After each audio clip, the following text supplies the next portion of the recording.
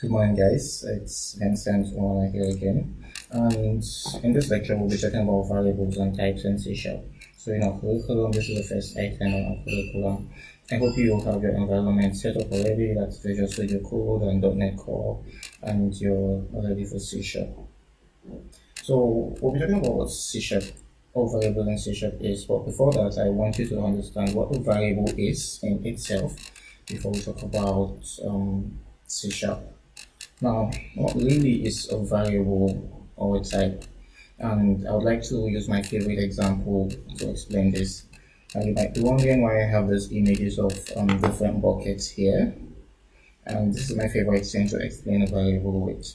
So let's imagine that you live somewhere where you don't always have running water. So sometimes the tap runs and sometimes it doesn't, right? And you need to save water for the days that there's no water in the tap basically. What do you do then? You go out and you buy a bucket, right?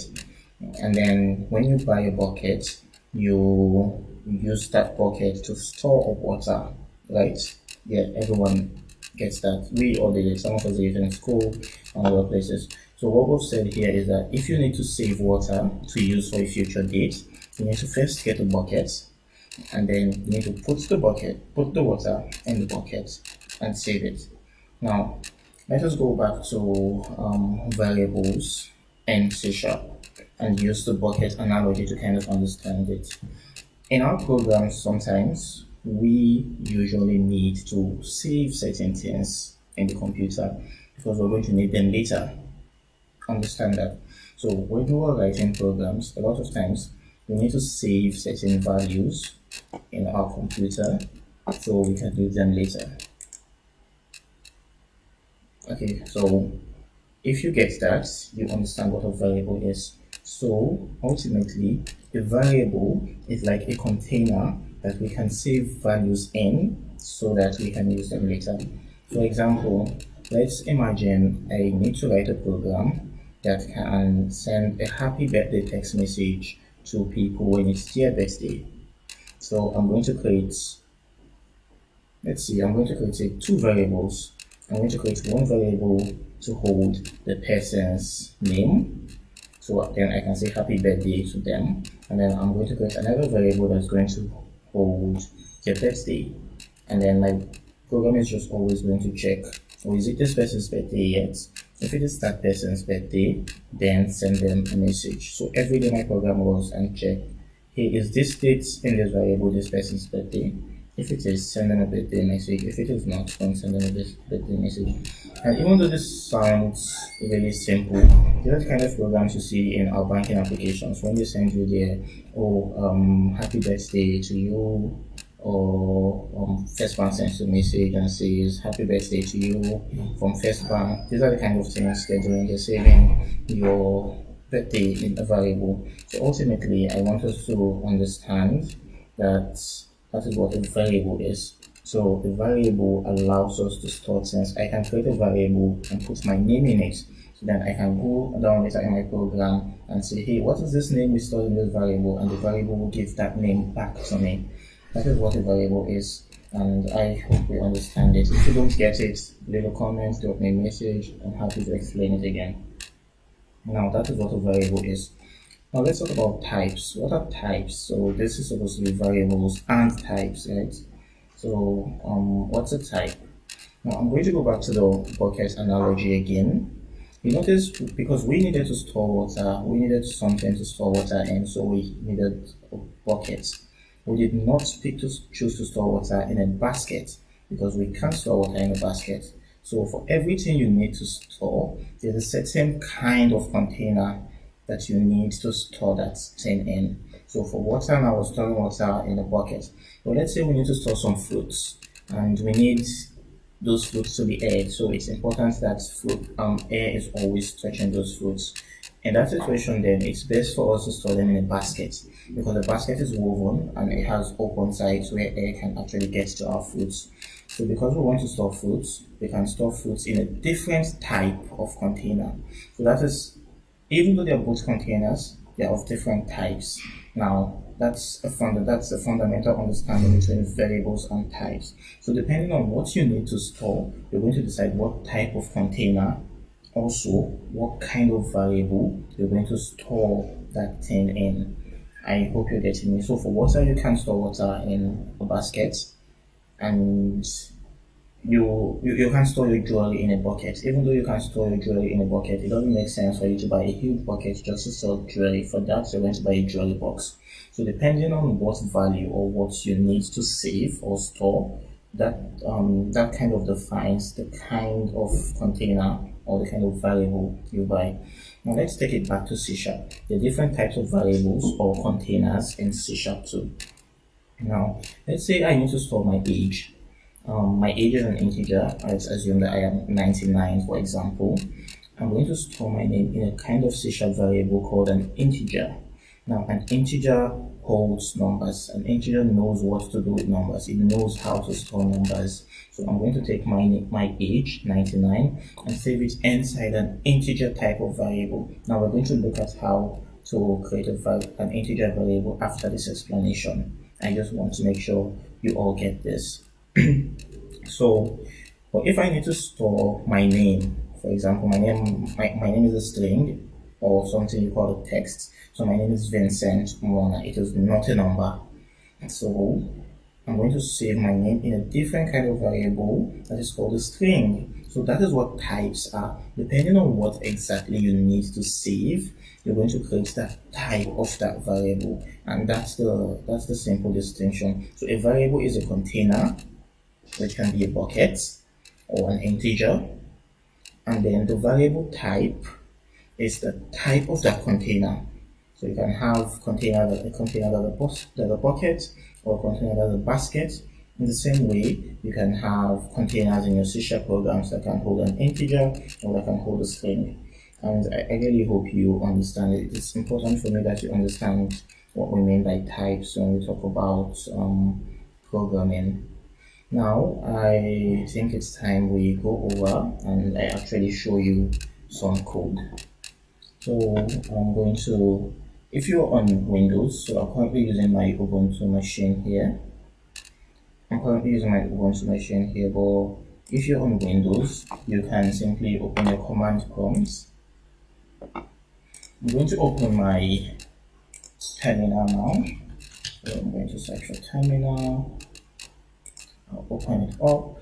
And what I want to do here is to create a new project, a new C# project, and just give you a few examples of what we've been talking about. Now, we're going to use the same command we used in the last time to create a new C# project. So I'm going to say .NET new console-n, and now I can give my program a name. I'm going to name my program variables. So I want this program to be named variables. So the command to create a new .NET program is .NET new console, and then I use -n and variables to give it a name. So this project will be named variables. I'm going to hit enter, and you see it says the template console application was created successfully. So I have created my application now. Great.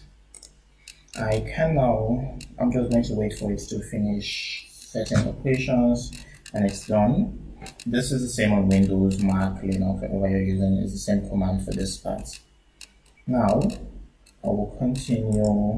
I'm going to say type ls here. Now, I'm using ls here because I'm on Linux. To do this exact same thing on Windows, you're going to use dir. So on Linux, it is ls. On Windows, it is dir. But since I'm on Linux here, I'm going to say ls and I'm going to hit enter. And then I can see here that my project has been created. Variables, I have it here. And now what do I need to do? I need to go into my project and open it with Visual Studio Code that we installed. So I'm going to say cd variables. Remember to get capitalization correct, it's a capital V. So cd means change directory, variables. It's the same command on Linux, Windows, Mac. And then I hit enter. And now, if you noticed, I now have variables attached to this. This means I am in my variables folder. Since I'm in my variables folder, I can now say type code and dot. So code space full stop. Now this is going to open Visual Studio Code and open my project in Visual Studio Code. All I have to do here now is hit enter.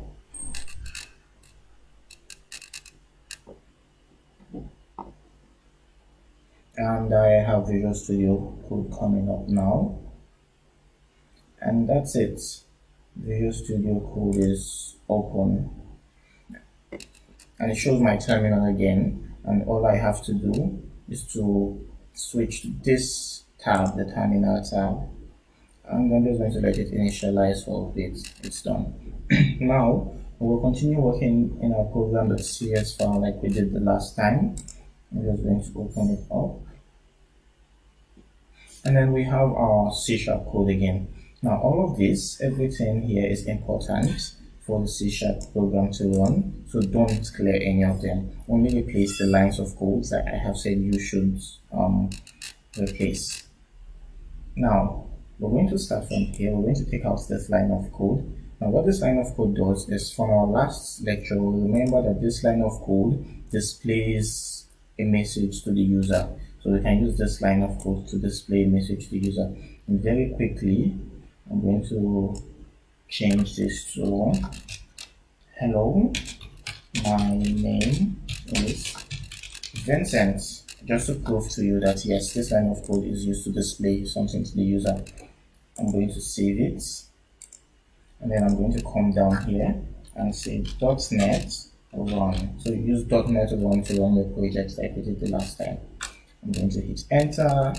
I'm going to give it a while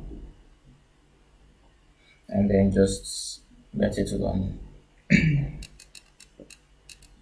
I really hope it works. Okay, great. So we have hello, my name, Vincent. Oh, that's a mistake, so I'm just going to change it to is. My name is Vincent, not my name Vincent.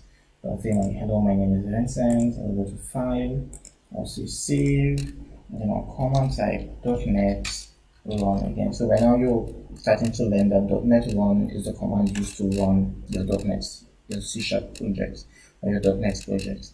So I'll say .NET run, and now yes, my name is Vincent, correct. So we know this project works. Now we want to use some variables. Like I told you, a variable is a container, and every variable has a name, so then we can refer to it. It's the same way if you buy a bucket and maybe you have 3 buckets in your house and you need someone to bring a bucket to you. You're going to say, hi, maybe my brother's name is Richard, so I'm going to say, hi Richard, please bring me the black bucket. So then he knows which bucket to bring to me. So I'm going to create a variable now, and I'm going to give it a name. So I'm going to create a variable by saying int person's age equals 99. And now most C# projects, most C# code ends with the semicolon at the back, just like here. So remember to add the semicolon when you say int person's age equals 99. Great. Now what we're doing here is this int person's age creates a variable or a container of type int. And like we said, the int variable holds integers, that's numbers.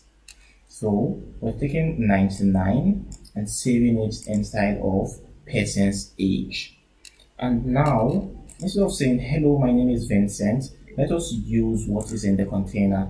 To print what is in the container out, we can just come and clear this and then say, hey, show the user what is inside person's age. And then I'm going to save the project, come back here and say .NET run. And now we see it prints out 99. What is happening here is it went into person's age, which is our container, and says, hey, what is inside person's name? And it says, oh, it's 99 that's inside person's name. Okay, display 99 to the user. And that is what is happening here. I just created a different type of integer. and say string. This time I'm going to say string persons. I don't know how to spell. String person's name equals Vincent Wanda, and then remember our semicolon at the back.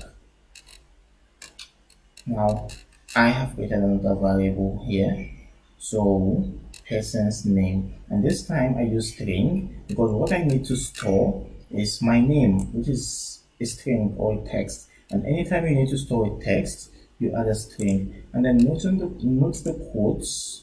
Anytime you need to store a string you put quotes around it. That's where your program knows, okay, what I'm trying to store here is a string. Let us try something here. Instead of int, I'm going to change the type of my variable to int, and I'm going to try to store person's name in an int.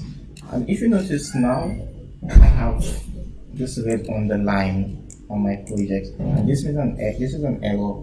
Anytime you have a red underline, it means there's an error, and it is telling me cannot convert string to int. So it's saying, hey, what you're giving me is a string, it's text, but you're trying to save it in an integer variable. That doesn't make sense. I can't do that.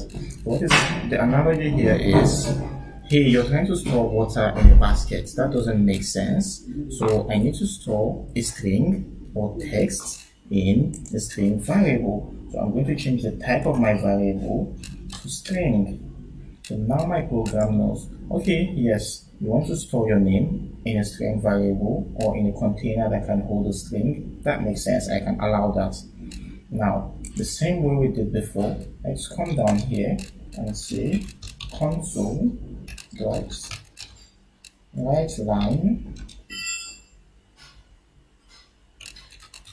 person's name, and that's it. Now we can now say .NET run again, and let's see what our output is going to be.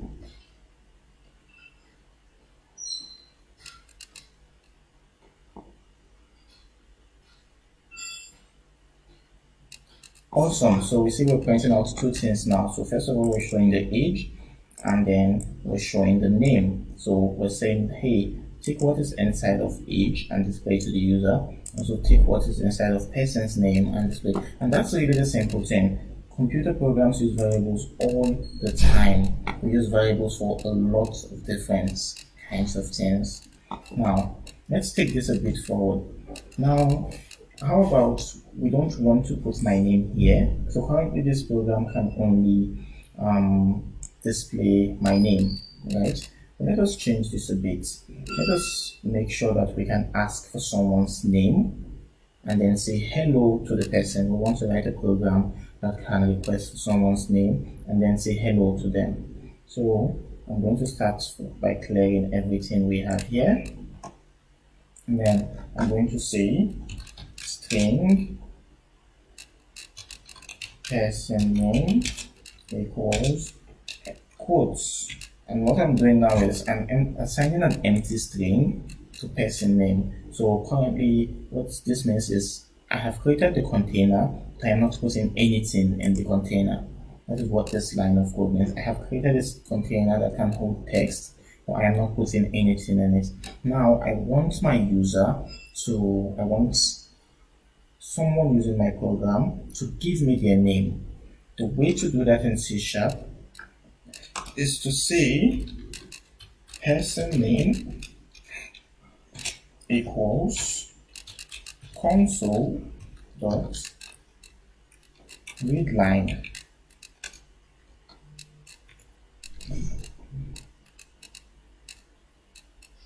So before we do this, let us add a line of code up here. Let us say console dot write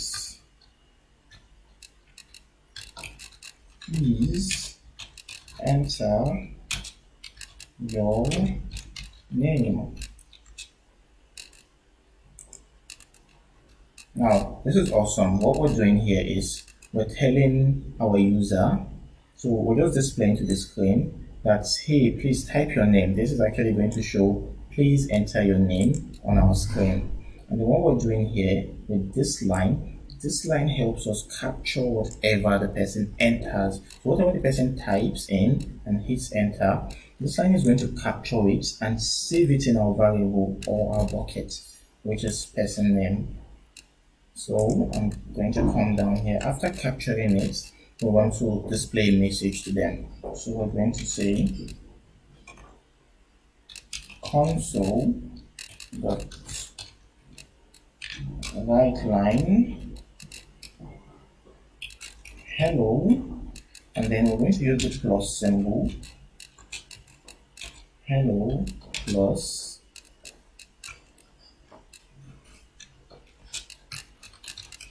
person name.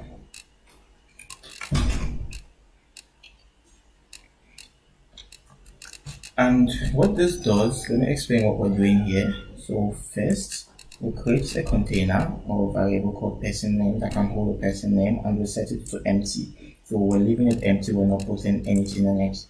And then we've used console.writeLine a lot, but now we're using console.write, and you're going to see the difference in a minute. So we say console.write, please enter your name, and then we display the column to the person, and then the computer displays, please enter your name to the person. And then we put this line of code here to capture whichever name the person entered. So this line of code captures whichever name the person entered and saves it into this person name variable. After saving it into this person name variable, we then come down here and we say hello plus the person's name. Now what happens here is our program is going to display hello. It's then going to go check, oh, which name is saved in person name. We don't know what name it is. We don't know what name the person entered, but we can be sure that it is saved in person name. And then we can say, give me the contents of person name and say hello to them. So when you use a plus between two strings, it's going to join them together. Let us run this very quickly and see. I'm just going to bring up my command line a little higher so you can see everything I'm trying. So I'm going to say .NET run, and just give it a second to run. And now it's saying, please enter your name. It is waiting for me to type something now. I'm going to type my name, Vincent.